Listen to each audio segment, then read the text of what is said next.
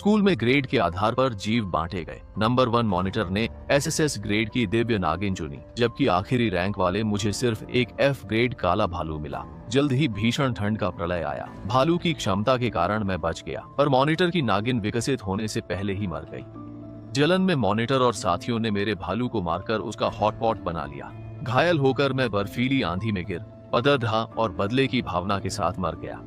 जैसे ही आंखें खुली, मैं फिर उसी दिन पहुंच गया जब हमें आत्मिक पशु चुनने थे। पिछले जन्म की तरह मैं काले भालू को चुनने ही वाला था कि ली यानपिंग चिल्लाई, रुको। वह अपनी सीट से उठी और गोद में बर्फ जैसी सफेद चमकदार नागिन लिए मेरे पास आई। उसने तुरंत उसे मेरी बाहों में थमा दिया, जैसे उसे डर हो कि मैं डिब्बे से काला भालू ना उठा लूं। उसने कहा, सफेद नाग तुम्हारे लिए है, मुझे काला भालू चाहिए। कक्षा के सभी सहपाठी भी यही चाहते थे। टीचर भी हैरान थे। इस सफेद नागिन में 80% प्राचीन रक्त था और ये स्वर्गीय नाग की वंशज थी। वहीं काले भालू में सिर्फ 20% रक्त था। दोनों में जमीन आसमान का अंतर था। कोई नहीं समझ पाया कि ली यानपिंग ने नागिन के बदले भालू को क्यों चुना। श्याओ येन, आत्मा पशु चुनना मजाक नहीं है। यह तुम्हारे भविष्य के विकास से जुड़ा है। जल्दी से हुएन के साथ बदल लो। हुएन को इस सफेद नागिन की ज्यादा जरूरत है। किसी भी आत्मा पशु के साथ जल्दी अभ्यास कर सकती हूँ, पर हुएन की प्रतिभा सामान्य है। मिश्रित रक्त वाला भालू उसका जीवन बिगाड़ देगा। मैं हुएन से आत्मा पशु बदलती हूँ। कक्षा में अचानक सब चुप हो गए। उसकी इस निस्वार्थता से सभी दंग रह गए। छोटी यान, साधना में मन की शुद्धता सबसे जरूरी है। तुम्हारा दिल निर्मल और नेक है, इसलिए कमजोर आत्मा पशु के बावजूद तुम्हारा भविष्य बहुत उज्जवल होगा। छोटे एन, अभी भी क्या सोच रहे हो? जल्दी से आभार व्यक्त करो। तुम्हारी झूठी हमदर्दी नहीं चाहिए, मुझे वही काली भालू दो। ली यानपिंग की नजरें घबराईं। उसने भालू को और कसकर जकड़ लिया। उसका चेहरा सिकुड़ा था, जैसे मैं उसे सता रही हूँ। हुएन, मुझे मत परखो। मैं अपनी मर्जी से ये सौदा कर रही हूँ। ये चालें छोड़ो, नहीं चाहिए।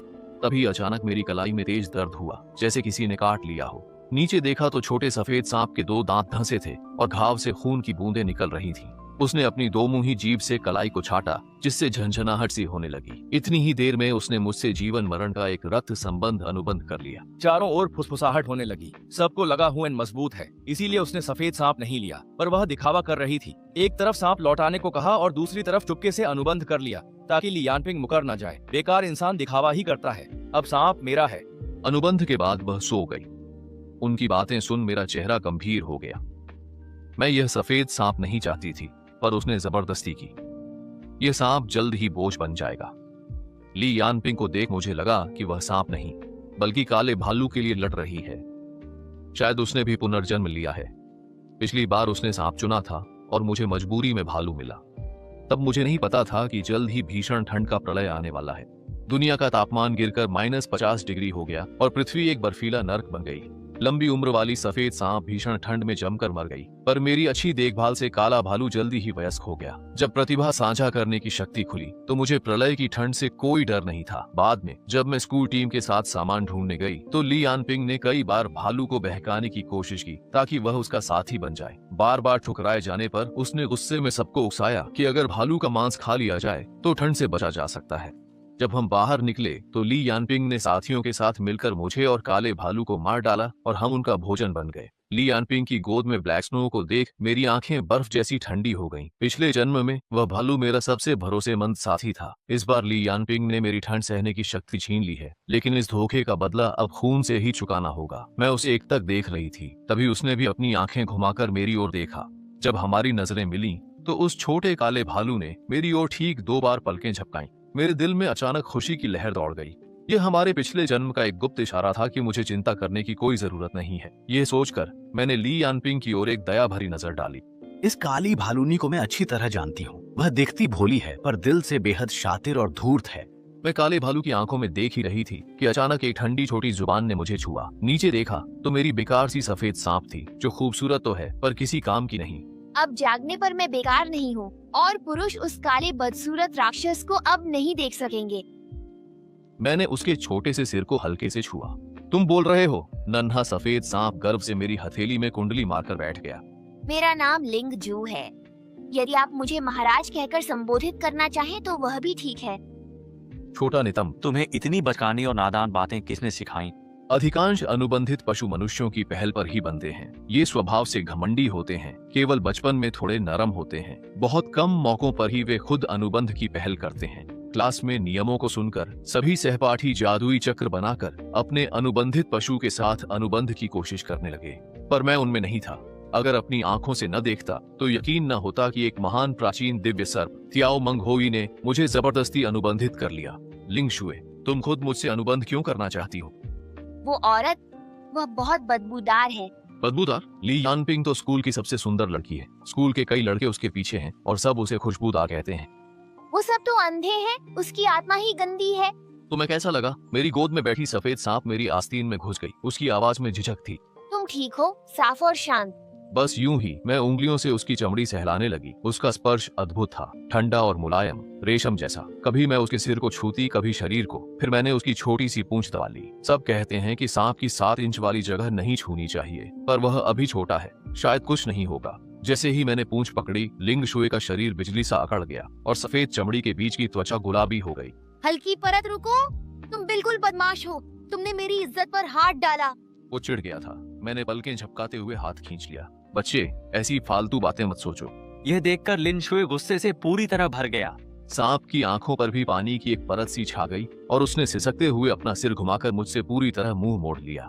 इसी समय ली यानपिंग ने अनुबंध की ड्राइंग पूरी कर ली और तुरंत काले भालू के साथ प्रक्रिया शुरू कर दी।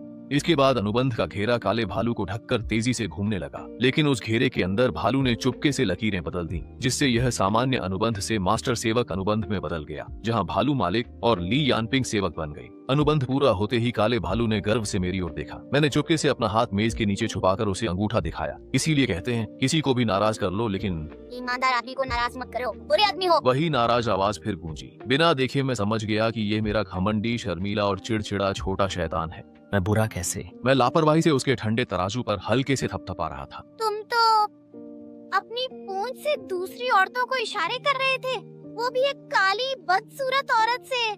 मैंने बहुत हल्के से कहा, भाई। एक और बात, तुम बेवजह जलने वाली छोटी सी जलनखोर हो।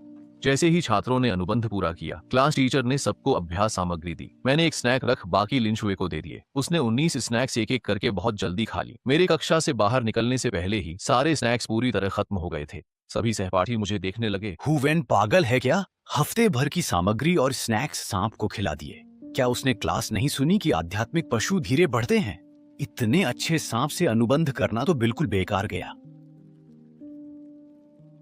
कुछ छात्रों को ध्यान देना चाहिए, स्नैक्स का हर महीने का वितरण सीमित है। अगर तुमने बर्बाद कर दिया तो स्कूल और नहीं देगा, समझ गए? पिछले जन्म में मैं काले भालू के प्रति उदार था। अन्य छात्र 4 हिस्से खुद रखते और एक पशु को देते, पर मैं आधा आधा बांटता था। पर सफेद सांप को मैंने 19 हिस्से दिए और खुद एक रखा। बाकी छात्रों को मैं पागल लगता था। तभी मुझे याद आया कि लिन शुए ने मेरे साथ गहरा अनुबंध किया है, जिससे हमारे प्राण एक दूसरे से बंधे हैं। अगर वह पिछले जन्म की तरह पहले ही दिन ठंड से मर गई तो मैं भी नहीं बचूंगा। इसलिए अब इस नन्ही पूर्वज की जान सबसे कीमती है। जब बाकी छात्र अभ्यास करने चले गए तो मैं भी सफेद सांप को लेकर बाहर निकल पड़ा। जब मैं ली यानपिंग के पास से निकला, उसने मेरा रास्ता रोक लिया। तुम भी पुनर्जन्म लेकर आए हो, अब मेरी बारी है। काले भालू ने ठंड सहना सीख लिया है। तो अच्छी तरह से जियो, क्योंकि मैं अभी भी तुम्हें खुद विदा करने के इंतजार में हूँ। ली यानपिंग की आंखों में हैरानी आई, जो तुरंत घमंड में बदल गई। मेरे काले भालू की वजह से मैं बच जाऊंगी, पर तुम दोनों तो प्रलय के पहले दिन ही मर जाओगे। सफेद सांप मेरी गोद से आलस में उसकी ओर देखता है, फिर सिर उठाकर ली यानपिंग पर फुफकारते हुए बदबूदार सांस छोड़ता है, जो तुरंत फैल जाती है। ली यानपिंग का आत्मविश्वास टूट गया और वह चीखती हुई पीछे हट गई। मैं ठंडी हंसी के साथ सांप को लिए मुड़ गई। अब इतने सारे स्नैक्स कहाँ से लाऊं, ये एक बड़ी समस्या बन गई है। मैं लिंग शुआंग को सहलाते हुए सोच रही थी कि तभी मुझे पिछली जिंदगी की वह आध्यात्मिक नस याद आई, जिसका खुलासा प्रलय से पहले हुआ था। वह अब तक अनखोजी होगी, इसलिए मैं सफेद सांप के साथ तुरंत उस ओर निकल पड़ी। वहां पहुंचकर देखा कि ली यानपिंग मुझसे पहले ही वहां थी। वह एक रईस परिवार की बेटी है, जिसके पास असीमित संसाधन है। मैं बाहरी घेरे में खड़ी देख रही थी कि वह 20 आदमियों के साथ खुदाई कर रही है। मेरी गोद में दुबका सफेद सांप देख रहा था कि कैसे एक के बाद एक चमकदार आध्यात्मिक पत्थर निकाले जा रहे हैं। लिन शुए की आंखें ललचाई हुई थीं, तो मैंने झट से सांप की आंखें ढक ली। मत देखो, यहाँ के रत्नों की क्वालिटी खराब है। मैं तुम्हें कहीं और भी ले जाऊंगी। सफेद सांप को थामे मैं मुड़कर देखती रही। तभी मन में एक खुशी भरी आवाज गूंजी। क्या आप हैं? अब तुम टेलीपैथी जानते हो ली यानपिंग। उसने मुझ पर काफी खर्च किया और जागृति घास दी, जिससे मैं मानसिक संदेश भेज सकूं। आप सफेद सांप के साथ आराम करें। पत्थर निकलने पर मैं आपको बुलाऊंगा। मैं रुक गया और काले। भालू की बात खत्म होते ही होश आने पर मैंने देखा कि एक सुंदर छोटा सांप मुझे शक से देख रहा है। लिंग शुआंग मेरी बाह से लिपटी थी। उसका घमंडी चेहरा मेरे सामने था और उसकी ठंडी सांसें महसूस हो रही थीं। लिंग शुए भी मुझ पर नाराज थी। तुम्हारी हिम्मत कैसे हुई कि मेरे पीठ पीछे किसी और औरत से बातें की? मैंने एक हाथ से सांप की गर्दन पकड़कर बाह से उतारा और सज्जा के तौर पर उसका चेहरा दबाया। जबान संभालकर बात करो। मैंने तो कुछ गलत नहीं कहा। तुम्हारी आत्मा में एक नर की गंध है, वही काले चमड़ी वाला, है ना? ये छोटी सांप तो काफी समझदार है। हमारे दानव अजगर कबीले में रक्त संबंध अनुबंध वाला ही जीवन भर का साथी होता है। उस भालू से कोई रिश्ता मत रखना। मेरे चेहरे पर एक अजीब सा भाव था। लिन शुआंग ने दुखी होकर मुझसे पूछा, छोटे बच्चे, तुम्हारी उम्र ही क्या है? क्या तुम्हें साथी का मतलब भी पता है? तभी अचानक उसकी ठंडी पूंछ मेरे गाल को छूकर तेजी से पीछे हट गई और वह धीरे से फुसफुसाकर बोली, मैंने तुम्हें चाट लिया है, अब तुम मेरे हो। तुम्हें मार्क कर दिया है, अब किसी और को छूने नहीं दूंगी। सांप नहीं कुत्ते हो तुम। मैं वहीं खड़ा रहा और होंठ फड़क उठे। मैंने अपनी आध्यात्मिक शक्ति से भालू के जरिए लिन शुए को कार में पहुंचाया। हम ऐसी चलाकर और तरबूज खाते हुए कार की स्क्रीन पर फिल्म देखने लगे। फिर धीरे धीरे मुझे नींद आने लगी। जब मैं जागा तो आसमान में अंधेरा हो चुका था। वीरान पहाड़ी जंगल में कहीं भी रोशनी नहीं थी, बस चारों ओर गहरा और शांत अंधकार फैला था। ठीक उसी समय भैया जल्दी आओ, वे सब चले गए हैं। मेरे सिर झुकाकर जवाब देते ही लिंग शुए मुझे नाराजगी से देखने लगी। मुझे गिल्टी लगा और उसने मुंह फेर लिया। कोई सफाई मत दो, मैं नहीं सुनूंगी, आज बात नहीं करनी। रात के अंधेरे में मैं सफेद सांप को साथ लेकर धीरे धीरे लिंग माई की ओर बढ़ने लगा। जैसा कि काले भालू ने बताया था, वहां कोई नहीं था, बस उसे छिपाने के लिए एक जादुई घेरा बना हुआ था। मुझे वहां देख सफेद सांप काफी हैरान थी, पर अपनी बात पर अड्डी वह चुपचाप खड़ी रही। मैं उस घेरे के चारों ओर टहलने लगा। तभी भालू ने उसे खोलकर अपना सिर बाहर निकाला और मुझे हाथ से इशारा किया, भैया जल्दी आओ। मेरी गोद में बैठे सफेद सांप ने जब काले भालू को देखा तो गुस्से में अपनी जीभ बाहर निकाल ली। मैंने झट से सांप का मुंह ढक लिया और भालू की ओर देखकर मुस्कुराते हुए कहा, लिन शुए, ये थोड़ा गुस्से में है। फिर वो काला भालू आगे बढ़कर मुझे रास्ता दिखाने लगा। कोई बात नहीं भैया, आपको भी दीदी से नाराज नहीं होना चाहिए। पर सफेद सांप बाइशा की आवाज मेरे मन में गूंजी, कमाल है, ये तो ग्रीन टी है, मुझे छोड़ दो, आज मैं उसे जरूर काटूंगी। मैं जिंदा हूँ और तुम मेरे सामने इस काली लोमड़ी से छुपकर मिल रहे हो। मर्दों को बहकाने वाली वो चीज है क्या? मुझे उससे आखिरी लड़ाई लड़नी है। काले भालू के पास हल्की आभा चमकी और उसने सफेद सांप को छोड़ दिया। जमीन पर गिरी लिन शुआंग ने अविश्वास से मुझे देखा। वह बहुत धीमी गति से अपने ठिकाने की ओर बढ़ा और बार बार मुड़कर अनिश्चितता के साथ मेरी तरफ देखता रहा। तुम मुझे नहीं रोकोगे? तुम्हें डर नहीं कि मैं तुम्हारे उस प्रेमी को मार डालूंगा? मैंने भालू की आध्यात्मिक शक्ति देखी। उसकी शक्ति सफेद सांप से 50 गुना कहीं अधिक थी। अब जीत किसकी होगी ये कहना वाकई मुश्किल है। मैं उसे देख मुस्कुराने लगी। कोई बात नहीं, मुझे तुम्हारी ताकत देख लेने दो। अगर तुमने उसे काट कर मार डाला तो मैं सिर्फ तुम्हारी ही हो जाऊंगी। मेरी बातों पर सफेद सांप थोड़ा डगमगाया, फिर काले भालू की शक्ति देख डरते हुए वापस मेरे पैरों के पास आ गया। यह जीव वाकई कमजोरों को दबाने वाला और ताकतवर से डरने वाला है। भालू ने मिठाइयों को 3 हिस्सों में बांटा। एक बहुत छोटी, दूसरी छोटी और तीसरी पहाड़ जैसी विशाल ढेरी थी। लिन शुए उस बड़ी ढेरी को अपनी ललचाई नजरों से देखने लगी। यह सांवला आदमी वाकई तुम्हारे लिए बहुत उदार है। ढेरी की ओर इशारा किया। ये आपकी साधना के लिए काफी है, इन्हें रख लें। उस ढेर पर इशारा कर ये सब दीदी को दे दो। लिंग शुआंग चिल्लाई। शायद यह तुम्हें पसंद नहीं करता, ये तो बस मुझे खुश करने की कोशिश में है। मैंने लिंग शुआंग से कहा, क्या तुम हमेशा प्यार की ही बातें करती हो? वह नाखुश थी, पर स्नैक्स खोने के डर से शांत हो गई। फिर मैंने काले भालू से पूछा, क्या सब ले जाने पर ली यानपिंग तुम्हें नुकसान पहुंचाएगी? उसने कहा, अब वह मेरी हर बात मानती है। अगले दिन आध्यात्मिक नस को खाली देख ली यानपिंग दंग रह गई। तुम ये स्नैक्स खत्म कर दिए तो? इतनी छोटी आध्यात्मिक नस तो दांतों में भी नहीं फंसेगी। तुमने ही कहा था कि आधे महीने में ठंड सहने की शक्ति जगानी है। मुझे लग रहा है कि मैं जागरण के करीब हूँ। काले भालू ने सिर हिलाया। यह सुनकर ली यानपिंग का चेहरा कुछ बेहतर हुआ। जागरण अच्छा है, पर तुम्हारी रक्त रेखा कमजोर है। इतना खाकर भी शक्ति मामूली बड़ी। अगर मेरी रक्त रेखा घटिया थी तो चुना क्यों? मैंने मिन्नत नहीं की थी। अब मानसिक दबाव इतना है कि शायद प्रतिभा जागृत न हो पाए। ली यानपिंग ने सोचा, पखवाड़े बाद ठंड खत्म होने पर भालू की यह प्रतिभा बहुत काम आएगी। दबाव मत लो, मेरा वो मतलब नहीं था। अगर तुम्हारी रक्त रेखा कमतर होती तो मैं तुम्हें चुनता ही नहीं। मुझे साधना के लिए बस 10 ट्रक स्नैक्स चाहिए। जल्दी इंतजाम करो, ये ज्यादा नहीं है ना? इससे शायद मैं शीत प्रतिरोध जैसी उच्च प्रतिभा जागृत कर लूं, जिससे 10 किलोमीटर तक सब ठंड से बच सकें। पूरे 10 किलोमीटर। ली यानपिंग की आंखों में लालच की सुनहरी चमक आई। अगर वह भीषण ठंड में 10 किलोमीटर तक सबको ठंड से सुरक्षित रख सके तो फिर वह प्रलय की रानी जैसी ही होगी। ठीक है, 10 ट्रक मिल जाएंगे। पादरी के आने से पहले सब हो जाएगा। ली यानपिंग घर में ताकतवर है, पर सब उसकी भीषण ठंड की प्रलय वाली बात को एक मजाक मानते हैं। वे उपहास करते हैं कि वह पत्थर के ट्रकों में रखे स्नैक्स से एक मामूली आत्मा जानवर को सिर्फ सर्दी से बचने की प्रतिभा के लिए जगा रही है। इस विचार पर उसे घर से कोई समर्थन नहीं मिलता। ली यानपिंग को अपने माता पिता द्वारा बचपन से दी गई सारी चीजें बेचनी पड़ी, घर, कार, ब्रांडेड बैग और गहने। जब मैंने स्कूल में उसे दोबारा देखा तो वह वही पुराने कपड़े पहने थी और लंच में सिर्फ एक सादा सफेद आटे का पान और पुरानी लाओ गान मत चटनी खा रही थी। साफ था कि उसने अपनी सारी जमा पूंजी काले भालू पर खर्च कर दी थी, पर उसे नहीं पता था कि उसके खरीदे ट्रक भर स्नैक्स में से भालू ने बहुत कम रखे। बाकी 99.99% मेरे और सफेद सांप के पास आ गए।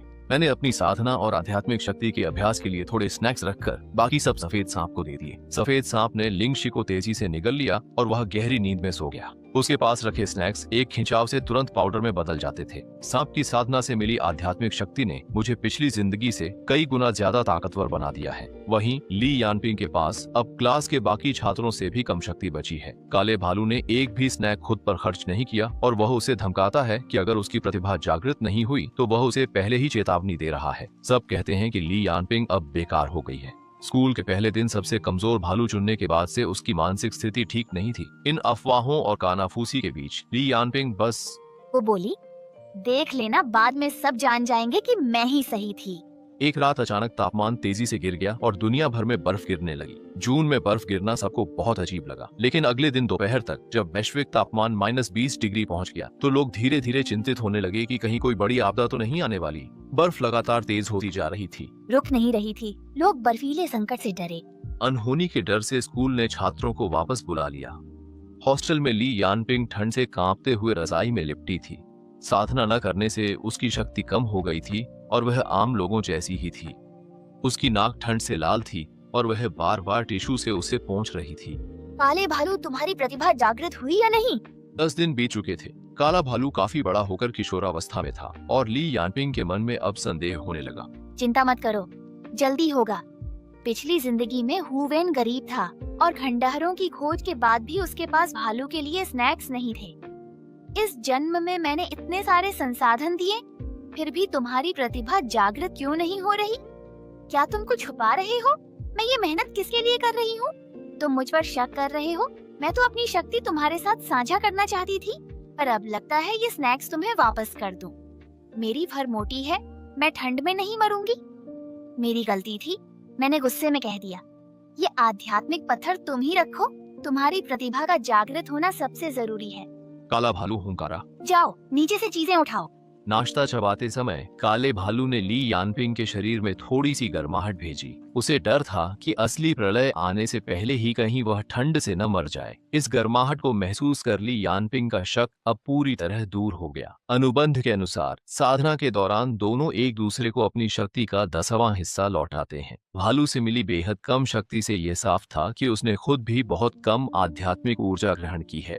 ली यानपिंग को यह नहीं पता था कि काले भालू ने कम आध्यात्मिक शक्ति नहीं ली थी, बल्कि उनके बीच हुए मालिक सेवक अनुबंध के कारण शक्ति लौटाना पूरी तरह उस भालू की मर्जी पर ही निर्भर था। उधर दूसरे डॉर्मिट्री में मैं बिस्तर के सहारे बैठकर फिल्म देख रही थी और कमरे के सारे स्नैक्स खत्म हो चुके थे। कालीन पर सो रही वह सफेद सांप अब शावक अवस्था से बाहर निकलकर वयस्क बन चुकी थी। बाल्टी जितनी मोटी और बर्फ जैसी सफेद चमकती हुई। मैं बिस्तर से उतरकर उसकी फांकों को छूती हूँ और उसके भीतर की जबरदस्त जीवन शक्ति को गहराई से महसूस करती हूँ। दीवार पर टंगी घड़ी की सुइयां धीरे धीरे 12 के करीब पहुंच रही थीं। असली प्रलय अब शुरू होने वाली थी। इस जीवन में सफेद सांप प्रलय के पहले दिन ठंड से नहीं मरेगी। 12 बजते ही घड़ी की आवाज गूंजी और तापमान अचानक गिरकर -50 डिग्री हो गया। मेरी आध्यात्मिक ऊर्जा और सफेद सांप की शक्ति के कारण मैं इस ठंड को नजरअंदाज कर सकती हूँ। बाहर बर्फ एक मंजिल तक जम चुकी थी। क्लास टीचर ने ग्रुप में चैन मैसेज शुरू किया ताकि सब अपनी स्थिति बता सकें और जरूरत पड़ने पर स्कूल बचाव कार्य शुरू कर सके।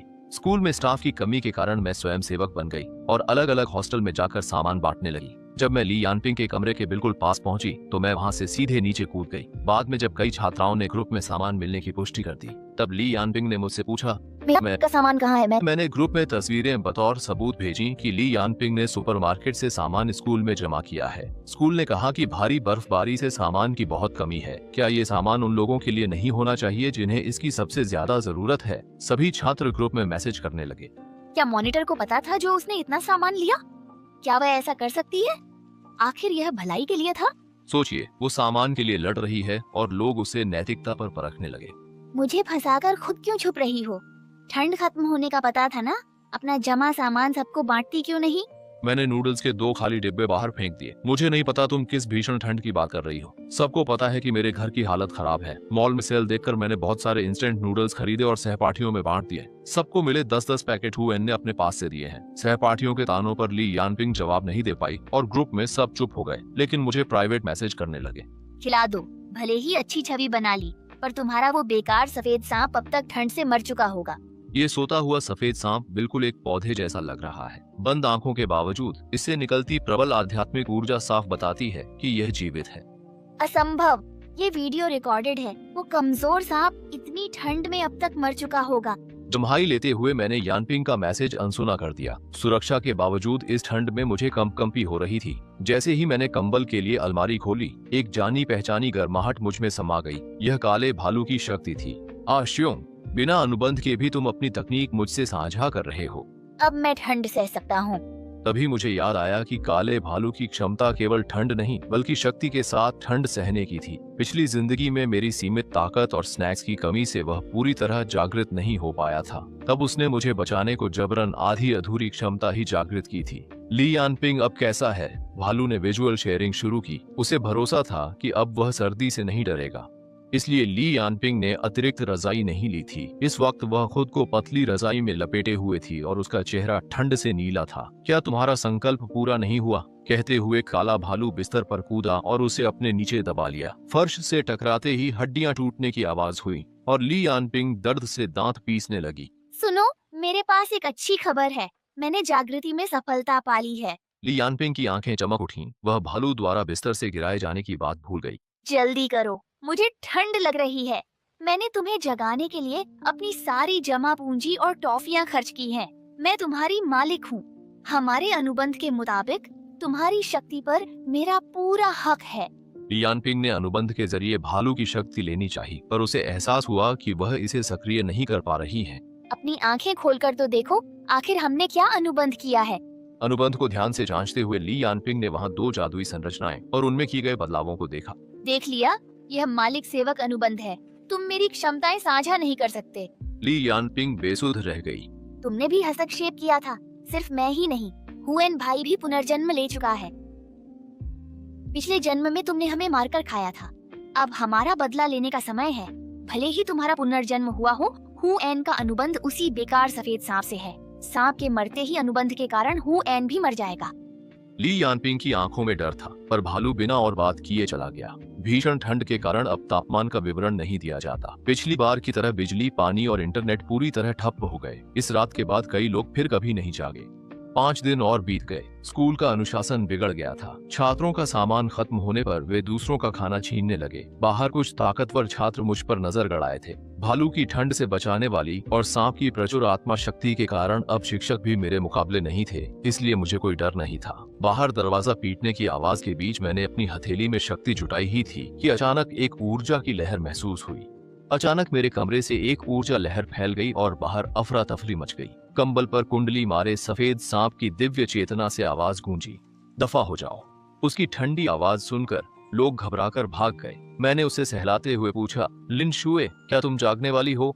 उधर ली यानपिंग के हॉस्टल में घुसे लोगों को काले भालू ने भगा दिया। ली यानपिंग जमीन पर पड़ी थी और उसकी टूटी हड्डियों के घाव से बदबू आ रही थी। मई बेहोश होने ही वाली थी। तभी भालू ने थप्पड़ मारकर उसे जगा दिया। वो भालू अपनी पिछली जिंदगी की यादों के कारण बहुत बदला लेने वाला था। झांग ने ली यानपिंग के साथ मिलकर अपने दुश्मनों को ढूंढ निकाला। फिर स्कूल में बचे उन लोगों को भी मार डाला जिनसे उसका कोई बैर नहीं था। अब काले भालू ने खुद को छिपाना छोड़ दिया और अपनी स्किल 15 का इस्तेमाल किया। पूरे स्कूल में हर किसी के शरीर में एक गर्म लहर दौड़ गई, मानो कोई दैवीय कृपा हो। मरणासन ली यानपिंग को भी आखिरकार सर्दी से राहत मिली। दूसरों के लिए यह आशीर्वाद था, लेकिन उसके लिए यह जीवन शक्ति को तेजी से खत्म करने वाला मौत का फरमान था। न केवल हड्डियां, उसकी आंतें भी पहले ही फट चुकी थीं। ठंड ने सड़न रोकी थी, पर अब सब कुछ माइक्रोवेव में डिफ्रॉस्ट की तरह पिघलने लगा। ली यानपिंग के अंग असंतुलित हो गए। वह सुन्न पड़ी शरीर घसीटती रही, जैसे कोई आरामदायक आसन ढूंढ रही हो। उसकी इंद्रियों से बैंगनी बर्फ बहने लगी और मरते वक्त उसकी आंखें खुली रहीं। मरना अच्छा रहा। उस सुबह शरीर में गर्माहट महसूस हुई। आंखें खोली तो खुद को एक कोमल शरीर से लिपटा पाया। वह सुंदर चेहरा, दूधिया त्वचा और थकी पर आकर्षक आंखों वाला था। उसकी बंद पलकें तितली के पंखों सी थीं और सफेद बाल झरने की तरह मुझे ढके हुए थे। उसका गर्म शरीर चांदनी सी परी जैसा था। मेरे हिलते ही उसकी कांपती आंखें खुली, जिनमें अमानवीय पुतलियां थीं। जानी पहचानी खुशबू पाकर मैंने पुकारा, लिंग शुआंग। उसके होंठों पर मुस्कान उभरी। वह झटके में पलटकर सीधे मेरे ऊपर सवार हो गई और ठंडी हवा मेरी त्वचा से टकराई। साथ ही उसके शरीर की ठंडी और गर्म खुशबू मुझे घेरने लगी। जब वह झुककर करीब आई, उसके सफेद बाल मेरे चेहरे पर बिखर गए, जिनमें भीनी खुशबू थी। मैं घबराकर उसे देखने लगी। उसका सुंदर चेहरा करीब था और त्वचा जेड जैसी पारदर्शी और मोहक थी। उसकी पीठ के पीछे सफेद सांप की पूंछ लहरा रही थी और उसकी आकर्षक आवाज मेरे कानों में गूंज उठी। क्या उस आदमी ने इन सम्मानित महाशय को फिर से याद किया? आदमी और महाशय शब्दों से मैं समझ गया कि यह लिन शुए ही है। मैं शांत होकर उसे देखने लगा। तुम्हें आखिरकार जागने की फुर्सत मिली। वह हल्के से हंसी। उसकी हंसी बहुत मधुर थी। क्या तुम इस महाशय की चिंता कर रहे थे? अगर तुम मर जाती तो मुझे भी तुम्हारे साथ दफन होना होता। वह झुककर मेरे चेहरे को चूम लिया। तुम्हारा मुंह सख्त है। मैंने उसे धकेला। लिन शुए, रूप बदलने के बाद क्या यही पहला काम था? लिन शुए और गहराई से हंसी। ये पहली बार नहीं था। इन्होंने पहले तुम्हें चाटा है। हम मुहर लगा चुके हैं। इतने दिनों बाद वह इसलिए जागी क्योंकि वह अपनी जन्मजात प्रतिभा को जागृत कर रही थी। लिन शुए का खून शुद्ध होने से इसे जगाना बाकी जानवरों से मुश्किल था। अच्छा हुआ कि वह सफल हुई। लिन शुए, तुम्हारी प्रतिभा क्या है? उसने लापरवाही से पूछा। क्या? मैंने उसे अजीब नजरों से ऊपर नीचे देखा तो उसने मुझे घूर दिया। तुम क्या सोच रहे हो?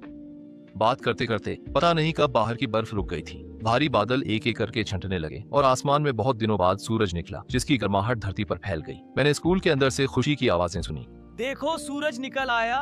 पारा ठंडा नहीं रहा। बढ़िया। अंततः प्रलय का समय खत्म होने वाला है। लिन शुए शांत हुई। यान याओ मंग प्राचीन दिव्य पशु, मेरी जन्मजात शक्ति सब जीव है। लिंग शुए का चेहरा कान के पास था। उसकी सांसें गर्दन पर महसूस हुईं और सांप की पूंछ कमर पर लिपटकर कसने लगी। हुएन, मैंने पूरी दुनिया को बचाया है। अब तुम मुझे क्या इनाम दोगी? मैंने खिड़की के बाहर जीवंत संसार को देखा, फिर पास बैठी इस सुंदर स्त्री को। मैंने हाथ बढ़ाकर उसके माथे को छुआ। छोटे बच्चे, क्या सोच रहे हो? लिन शुए गुस्से में मुझे घूर रही थी। उसकी सफेद सांप की पूंछ पीछे हिल रही थी, पर उसकी चांदी जैसी आंखों में मुस्कान थी। तभी बाहर से एक परिचित आवाज आई, भैया। भैया! मैंने भी अपना रूप बदल लिया है। दरवाजा खोलते ही एक छोटे कद की लड़की दिखी, जिसके सिर पर भालू के कान थे। मैं तुरंत समझ गई कि वह काली भालू है, क्योंकि उसका रंग गहरा गेहुआ था। भालू के रूप में वह काफी विशाल थी, पर अब एक छोटी बच्ची जैसी लग रही थी। लिन शुए मेरे पास से वह बोली, इतनी बदसूरत बहन। मैंने कहा, मैं सुंदर हूँ। काली भालू उदास थी। मैं भालू और सांप को लड़ते देख मुस्कुरा उठा। पिछली बार ली यानपिंग ने हमें मारा था। इस जन्म में हमने बदला लिया और नई जिंदगी पाई। ठंड खत्म हुई और मेरी कहानी अब शुरू हुई है।